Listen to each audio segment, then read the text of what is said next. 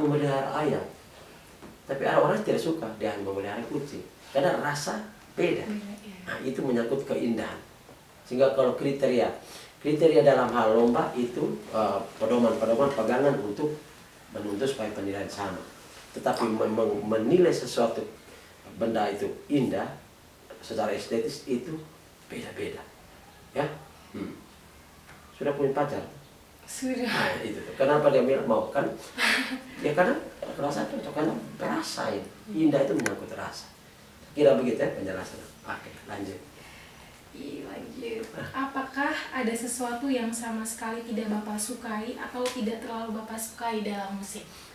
Yang pertama kalau yang tidak saya suka kalau orang tidak tahu menyanyi. Orang tidak tahu mau musik, atau orang yang menganggap musik itu hura-hura, atau menyatakan seperti Bapak katakan tadi, dia tidak bisa nyanyi karena suaranya kiri. Omong kosong. Karena Tuhan menciptakan tuh semua makhluk untuk memuji Dia. Jadi kalau bilang dia punya suara kiri, itu hanya karena dia malas. Dia malas. Yang kedua, yang saya tidak suka kalau misalnya orang yang feeling musiknya jelek. Nah, itu saya dapat di sekolah. Mereka nyanyi lagu pop tapi teman-teman SMA dulu tuh ada yang nyanyi ikut misalnya Judika nyanyi, tapi mereka suara jauh di bawah. Pernah alami? Ada mereka, tapi itu saya tidak bisa. Atau rasa ritmenya jelek. Harusnya temponya begini atau nilainya begini, tapi mereka tidak bisa. Itu saya tidak suka. Karena pemikiran saya bahwa setiap orang ini dikaruniai Tuhan dengan feeling musik yang indah. Hanya bagaimana mau bisa mewujudkannya.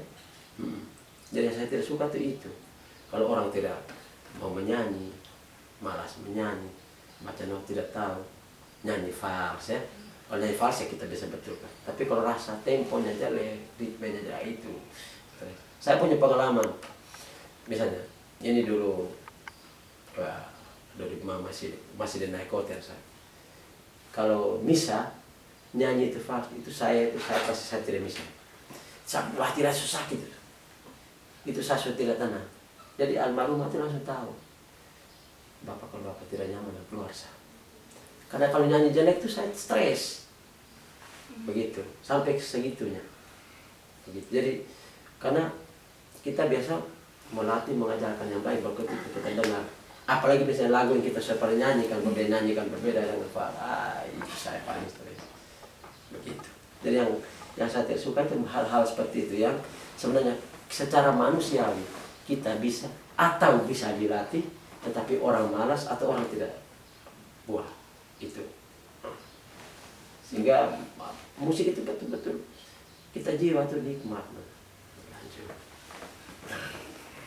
Selanjutnya, dapatkah Bapak menjelaskan apa yang musik lakukan terhadap Bapak secara emosional?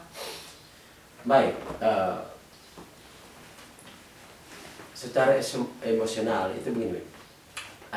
Ada yang musik lakukan saya sampai secara emosional. Saya tidak tahu maksud emosional ini dalam konteks perasaan gitu. Kadang-kadang kalau saya punya pengalaman, kadang-kadang ketika kita dalam satu masalah, itu kalau pribadi saya bisa memilah bahwa begini, misalnya lagi goncangan jiwa, saya bisa buat lagu yang membuat bisa menggambarkan perasaan itu, bisa menggambarkan perasaan itu, gejolak itu saya bisa buat. Bahkan pengalaman saya, kalau misalnya saya diminta untuk menciptakan lagu, saya tidak bisa langsung duduk begini, tapi jalan dulu. Kita jalan itu atau kegiatan apa? Tapi di kepala kita pikir buat lagu ini misalnya Mars atau lagu-lagu nikah. Ada nanti dia muncul sendiri, dia muncul. Jadi kayak motif-motif itu, motif-motif musik itu muncul. Dan itu pengalaman saya, kalau saya di atas motor, maka di dalam tas saya selalu ada buku kecil atau HP ini kita bawa. Ketika motif itu muncul, saya berhenti, saya nyanyikan dulu, saya rekam. Ya, atau saya tulis dulu. nanti jarang lagi dia muncul lagi, nanti sambung. Gitu. Jadi tingkat emosi ini bukan selamanya emosional ini artinya kita harus marah, tidak. Jadi emosi ini juga tingkat emosi bagaimana kita mendapat inspirasi untuk bisa membuahkan sebuah karya atau musik. Itu kalau saya alami. Maka banyak lagu saya itu saya buat aransemen gampang tapi orang suka. Orang suka karena pertama saya melihat pasaran dan semua orang kan tidak menyanyi. Kalau saya buat lagu untuk kalian anak musik, saya harus buat aransemen yang berbobot. Tapi saya membuat aransemen itu saya punya KUB di sini. Tingkat emosi saya tidak bisa tandingkan dengan kalian. Karena yang di sini dia ada yang terpaksa, kalau saya tidak datang ikut menyanyi, nanti saya punya anak tidak dapat keterangan sambut baru. Ya toh, ada begitu. Jadi dia ikut saja. Jadi emosional dalam bermusik ini, ya kalau ada marah, tapi musik tetap kita keluarkan dalam bentuk karya. Karya yang bisa membantu. Ada juga orang yang bermusik ketika dia lagi tidak betul, dia buat karya lalu dia expose lalu buat hancur yang lain, toh ada juga orang seperti itu karena dia memang tidak tahan emosi, tingkat emosinya. Tapi kalau pengalaman saya, tingkat emosi saya ketika memang ada masalah pasti, dan memang lagunya pasti melodinya aransemennya juga begitu. Tapi ketika kita lagi tenang, oh ini lagu ini untuk ini, kita buat yang manis-manis begitu.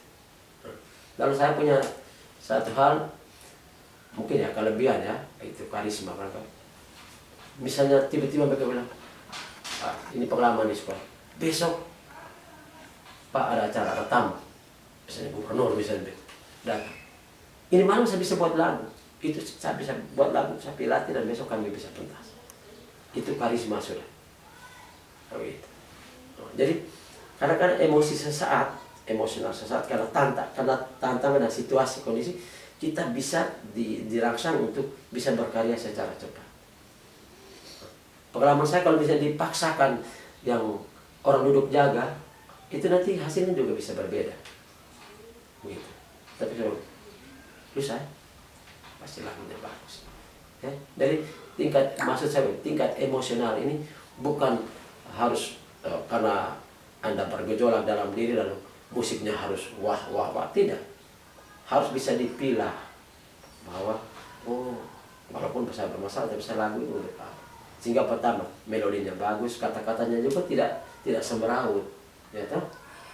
Sementara yang lain ini untuk gereja, ini untuk nikah, untuk pentas, ini untuk daerah, kita bisa pilih. Jadi itu kematangan namanya, kematangan emosi.